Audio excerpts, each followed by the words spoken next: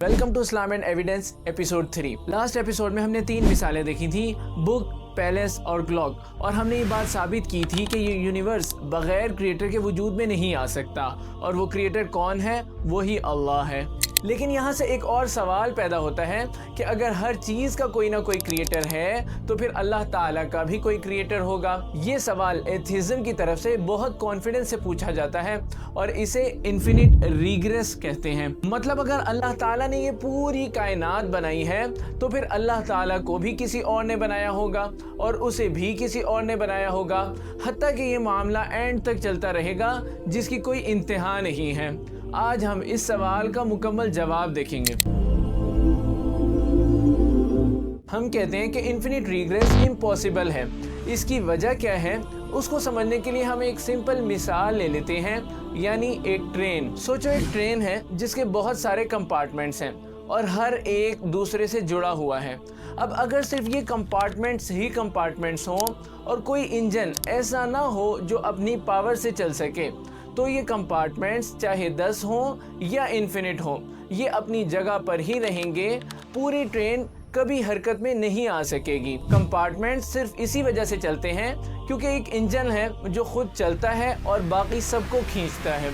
अब इसी मिसाल को कायनात पे फिट करते हैं, यानी हर वो चीज़ जो वजूद में आती है वो एक कंपार्टमेंट ही की तरह है जो खुद से हरकत में नहीं आ सकती। उसे एक एक्सटर्नल कॉज चाहिए। अगर कॉज के पीछे कॉज और उसके पीछे कॉज, ये सिलसिला एंड तक चलता जाए बगैर किसी एक्सटर्नल कॉज के और बगैर किसी स्टार्ट के, तो कोई हरकत कभी शुरू ही नहीं होगी। अगर ये हरकत शुरू ही नहीं होती तो हमारा वजूद भी कभी वजूद में नहीं आता। लेकिन हम यहाँ हैं, मौजूद हैं, और यही इस बात का सबूत है कि ये जंजीर इन्फिनिट नहीं थी। कहीं ना कहीं एक ऐसा कॉज, एक ऐसी ज़ात ज़रूर है जो खुद से मौजूद है, और वो नेसेसरी बीइंग यानी वाजिबुल वजूद है। तो फिर वो एक्सटर्नल कॉज क्या है जो खुद सेल्फ सफिशिएंट है, जिसे किसी और कॉज की ज़रूरत भी नहीं है? इस्लामिक अकायद यहाँ एक क्लियर कैटेगरीज देती है। मुमकिनुल वजूद यानी कॉन्टिजेंट बीइंग, कि जिसका एग्जिस्ट करना या ना करना दोनों पॉसिबल हैं। इसको वजूद में आने के लिए किसी और की ज़रूरत होती है, और कायनात की हर चीज़ इसी कैटेगरी में से है। वाजिबुल वजूद यानी नेसेसरी बीइंग, जिसका वजूद खुद से है, वो किसी चीज़ पर डिपेंडेंट नहीं है, उसे किसी कॉज की ज़रूरत नहीं है, ये हमेशा से है, और यही अल्लाह ताला की सिफ़त है। जब कोई पूछता है कि अल्लाह ताला को किसने बनाया है, तो वो अल्लाह ताला को नाउज़ुबिल्लाह कॉन्टिजेंट समझकर सवाल कर रहा होता है, जबकि अल्लाह ताला वाजिबुल वजूद है।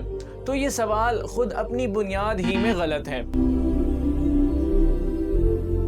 अब यहाँ एथिस्ट एक नया सवाल उठाता है, कहता है ये स्पेशल प्लीडिंग है। अब स्पेशल प्लीडिंग का मतलब समझ लो, जैसे एक यूनिवर्सल लॉ है कि अगर कोई शख्स भी किसी को कत्ल करेगा तो उसे सज़ा ज़रूर मिलेगी।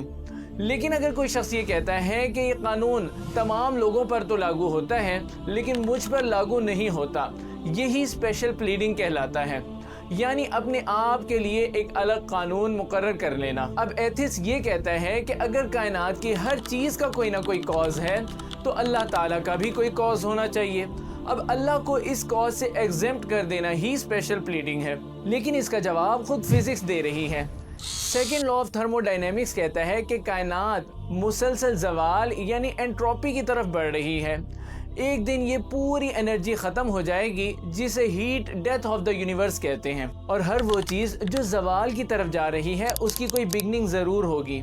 यानी खुद फिजिक्स ये बात प्रूव कर रही है कि कायनात का एक बिगनिंग पॉइंट है, और उसूल ये है कि कॉज सिर्फ उसी चीज़ के लिए ढूंढा जाता है जिसका कोई बिगनिंग पॉइंट हो।